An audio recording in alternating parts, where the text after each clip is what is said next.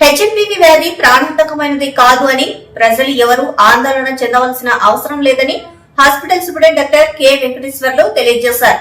కర్నూలు ప్రభుత్వ సర్వజన వైద్యశాల ఓల్డ్ గైనిక్ విభాగంలో 20 పడకలతో అన్ని సదుపాయాలతో హెచ్ఎంపీవీ వార్డు ఏర్పాటు చేయడం జరిగిందని తెలియజేశారు.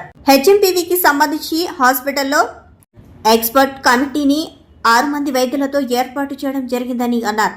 అందులో microbiology HOD doctor Renukadevi, SPM department HOD doctor Sudhakumari, paediatric HOD doctor Vijayanand Babu, general medicine HOD doctor Iqbal Hussain, pulmonology medicine HOD doctor Srikanth, anaesthesia HOD doctor విశాలను నియమిస్తూ ఉత్తర్వులు జారీ చేశారు.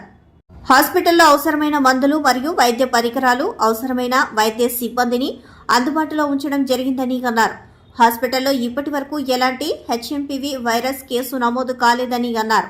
ప్రజలు ప్రతి ఒక్కరూ మాస్కులు మరియు శానిటైజర్లను ఉపయోగించాలని కోరారు.